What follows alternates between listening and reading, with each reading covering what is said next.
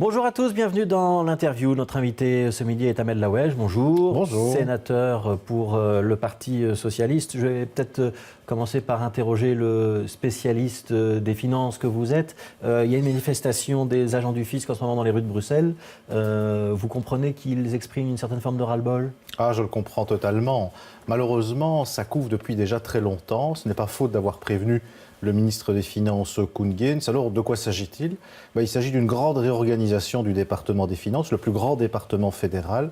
C'est plus de 27 000 agents, à qui on demande aujourd'hui de rejoindre une nouvelle affectation sur base de toute une série de critères qui sont très peu lisibles, qui ne sont pas clairs du tout. Donc, il y a un manque d'information et puis surtout un manque de confiance avec les gestionnaires actuels du département des Finances. Donc, on va vraiment vers une situation chaotique. Et comme vous pouvez l'imaginer, ça m'inquiète à plus d'un titre. Ça m'inquiète d'abord parce que le service aux citoyens peut s'en trouver menacé, mais surtout parce que c'est une administration qui est au cœur des finances publiques en matière de lutte contre la fraude fiscale, de vérification, et c'est tout ça qui aujourd'hui est menacé. Donc j'interpellerai demain M. Geens en lui demandant de reprendre en main ce dossier. Je crois que la délégation à certains gestionnaires qui ont manifesté leur incompétence a assez duré. Ouais. Est-ce que ce département, d'une manière générale, est bien géré et est-ce que tout est à mettre sur le dos de Koen Geens ou est-ce qu'il faut remonter à ses prédécesseurs ? Il faut très certainement remonter à ses prédécesseurs. Steven Hollackere ? C'est un département bien plus loin. C'est un département. Donc Didier Reynders ? Et même avant, c'est un département qui est en restructuration depuis plus de 20 ans. Donc ça a démarré à l'époque de Philippe Maystadt. Ça s'est poursuivi avec M. Reynders qui clairement n'a pas bien géré les affaires du département des finances et la gestion du personnel en particulier. Et malheureusement, ça s'est poursuivi avec le CDNV qui pourtant en avait fait un cheval de bataille lors de sa campagne électorale en disant avec nous, vous verrez, on va améliorer la gestion du département. Mais les résultats ne sont pas là. Vous êtes en train de me dire qu'il faut un socialiste à la tête des finances ? Ah, peut-être qu'il faut un socialiste, il faut en tout cas quelqu'un qui s'en occupe avec le sérieux. Et quoi, le fond du problème, c'est quoi ? C'est qu'on ne donne pas assez de moyens techniques, informatiques, par exemple, aux agents du fisc, ou c'est qu'on manque de personnel, ou que c'est que ce personnel est mal organisé ?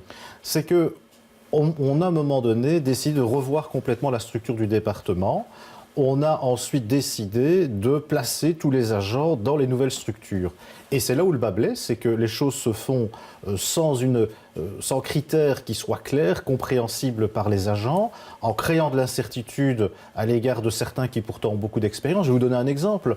On va demain demander à quelqu'un qui pendant 20 ans a fait de la TVA de répondre au téléphone à des questions qui portent sur l'impôt sur les revenus. Ça n'a aucun sens.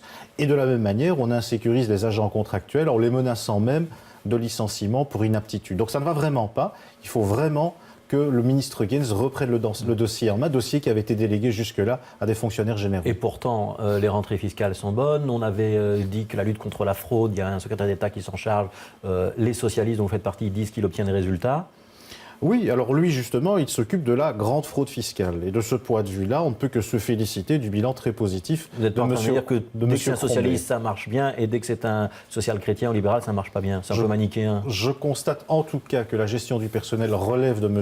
Geens et que les agents, aujourd'hui, sont dans la rue. Alors, c'est la une du soir de ce matin. 606 milliards 16 d'euros en 2012, c'est le montant des intérêts notionnels. Donc, on peut dire quoi ? C'est un cadeau aux grandes entreprises, ou en tout cas une exonération d'impôts pour les grandes entreprises. Est-ce que c'est trop ? Mais c'est toujours la même confusion entre le coût brut de la mesure et le coût net de la mesure.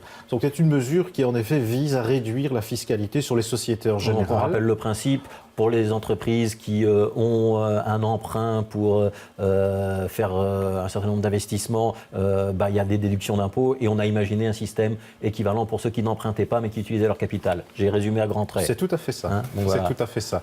Et donc ce que l'on constate dans les faits, c'est que c'est un avantage fiscal qui profite surtout aux grandes entreprises et très peu aux PME. On parle toujours à chaque fois d'ArcelorMittal, qui est un des gros bénéficiaires. En l'occurrence, il s'agit de la banque interne d'ArcelorMittal qui est venue s'installer spécialement pour profiter de ses intérêts notionnels. Je crois que ce n'est pas le bon exemple.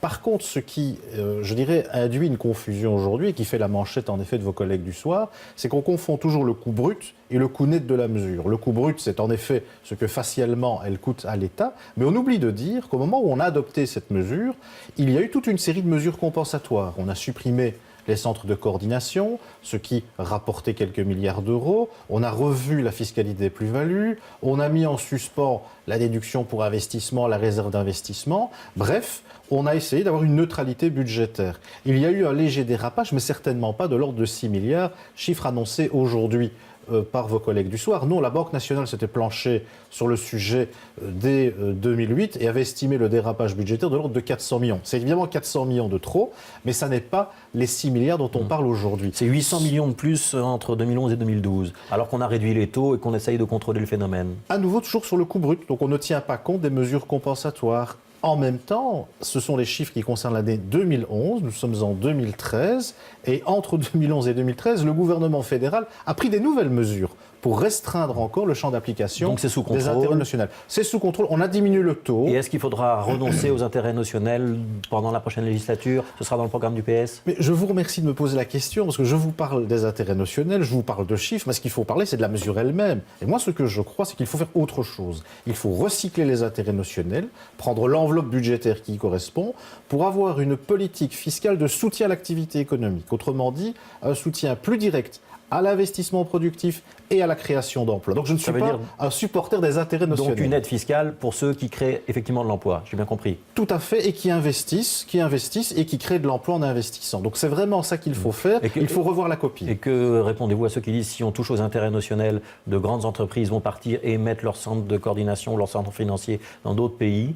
Alors, si c'est leur centre financier, leur banque interne, très sincèrement, je ne suis pas sûr que ce soit vraiment problématique pour la Belgique. Ce qui est important, c'est que les entreprises qui investissent dans l'investissement productif, c'est-à-dire l'investissement qui va engendrer une création de richesse, qui va engendrer une création d'emplois, qui va nourrir aussi finalement tout le tissu économique et qui, je m'excuse de le dire, va aussi permettre d'avoir de nouvelles recettes fiscales. C'est ça qu'il faut pouvoir soutenir. Donc il faut vraiment revoir les modalités de cette mesure pour ne plus simplement qu'elle s'applique à des fonds propres, des capitaux propres, mais qu'elle s'applique, qu'elle soutienne des investissements productifs et de la création d'emplois. C'est vraiment fondamental. Alors il y a un dossier qui est toujours sur la table du gouvernement, c'est la réforme bancaire. Est-ce qu'il faut-il séparer les banques de dépôt, les banques de spéculation?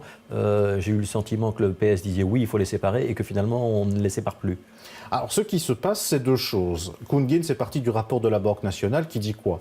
Qui dit que lorsque une banque fait un certain nombre d'activités de marché, elle doit avoir suffisamment de capitaux propres. Et ce qu'il propose là, lui, c'est d'augmenter les capitaux, les fonds propres, afin d'assurer sa solidité. Donc la solidité et la garantie pour le consommateur et l'épargnant. Exactement. Ouais. Et dans l'hypothèse où cette part d'activité, ce qu'on appelle le trading, donc des activités de marché, devient trop importante, c'est alors d'isoler cette activité au sein du groupe pour éviter en effet qu'elle ne contamine l'épargne, les autres activités bancaires. Mais ça veut dire qu'on ne sépare plus d'un côté les banques de dépôt, de l'autre côté les banques spéculatives. C'est ce que propose la Banque nationale. Nous allons voir ce qui ressort des décisions que le gouvernement devrait prendre en fin de semaine. Ce que dit le Parti socialiste, c'est qu'il ne faut pas évidemment faire du fétichisme.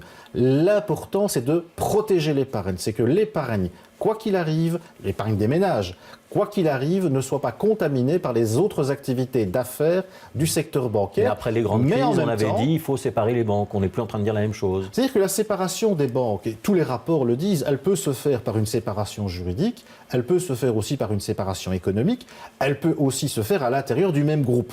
Donc ce qui est important fondamentalement, c'est d'avoir un dispositif qui, quoi qu'il arrive, ne menace pas l'épargne des ménages qui est déposée dans les banques. L'autre volet dont on ne parle pas, et sur lequel le Parti socialiste demande aussi des avancées, c'est la rémunération des banquiers. Et là, clairement, Loreton Koelling s'est exprimé à ce sujet, on doit évidemment aller beaucoup plus loin que ce que propose le ministre Geens. Cela étant, autant le ministre Geens, je le critique sur sa gestion du personnel, autant je trouve qu'il a fait preuve de beaucoup d'écoute, parce que comme vous le savez, nous ne sommes pas seuls au gouvernement, dans le dossier de la réforme bancaire. Alors j'ai une question Twitter pour vous. C'est Pierre-Yves Lambert qui vous demande pourquoi le service de l'enregistrement des baux au service public fédéral des finances ne transmet-il pas ces données au cadastre? C'est une excellente information, c'est qu'on a un outil d'information avec l'enregistrement des baux qui malheureusement ne fait pas l'objet d'une base de données qui soit suffisamment optimale, que pour pouvoir utiliser par d'autres départements du SPF Finance. Donc je crois que Pierre-Yves Lambert, en tout cas ici, me donne une bonne idée pour une question parlementaire. Ouais. Alors, question un peu dans la même thématique, dans les propositions de Didier Gauzuin, qui a sorti un livre il y a quelques 15 jours, il propose que, notamment, on aligne les problèmes du précompte sur, effectivement, des informations qui sont disponibles sur qui habite où. C'est une bonne idée. Il y a effectivement beaucoup de fraude chez les propriétaires d'immeubles à Bruxelles. Il y a effectivement des espaces de fraude en matière de fiscalité immobilière, ça me paraît vraiment fondamental. En même temps, je crois qu'il faut éviter un saucissonnage du problème. Il faut avoir une vraie réflexion sur la fiscalité immobilière pour la rendre plus juste, pour se rendre compte aussi qu'il est de plus en plus difficile de devenir propriétaire à Bruxelles. Donc on est là dans un domaine qui mérite plus que des petites formules ou des petites mesurettes qui finalement ne résoudraient qu'une partie du problème. Alors, le bilan de l'équipe d'Irupo, il est bon? Il est excellent. Ouais. Il est excellent. Vous avez applaudi à la conférence de presse d'hier, disant qu'au bout de 2 ans, tout le monde était formidable. Je ne me contente pas de l'applaudir, je fais surtout un effort de pédagogie pour bien expliquer à tous ceux qui peuvent, à un moment donné, nous prêter attention, que la situation dans laquelle nous étions au début du gouvernement est extrêmement difficile. Il faut juste se rappeler que la NVA, parti séparatiste, essayait de nous pousser à la faute pour amener le pays, je dirais, au bord de l'abîme. Avec Elio Di Rupo, on a stabilisé le pays. Il est vrai avec une autre équipe. On a fait une grande réforme des institutions.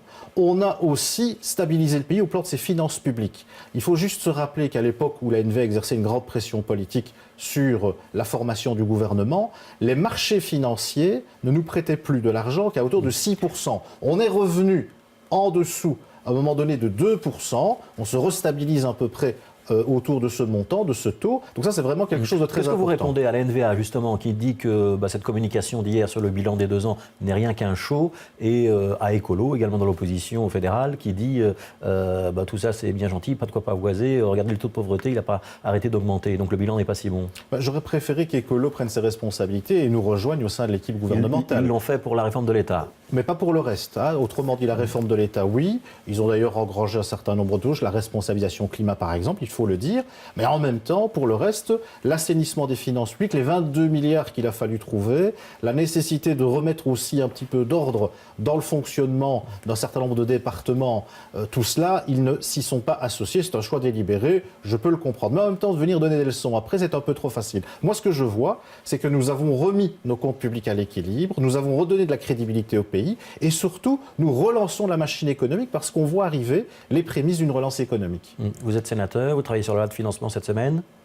Elle sera votée... Elle sera votée la semaine prochaine. Et là aussi, je veux me féliciter du juste refinancement de Bruxelles. Ça n'était pas évident. Je rappelle les volontés tutélaires de la NVA de négation de la région bruxelloise comme institution à part entière. Eh bien, avec ce juste refinancement, non seulement nous apportons un peu de souffle à la région bruxelloise, mais en même temps, nous la réaffirmons comme institution à part entière à côté des 2 autres régions. Réforme de l'État, tout sera voté pour décembre? Ce sera voté pour décembre. Merci Ahmed Laoueche d'avoir été l'invité de l'interview. Tout de suite, c'est la météo. Bon après-midi à tous.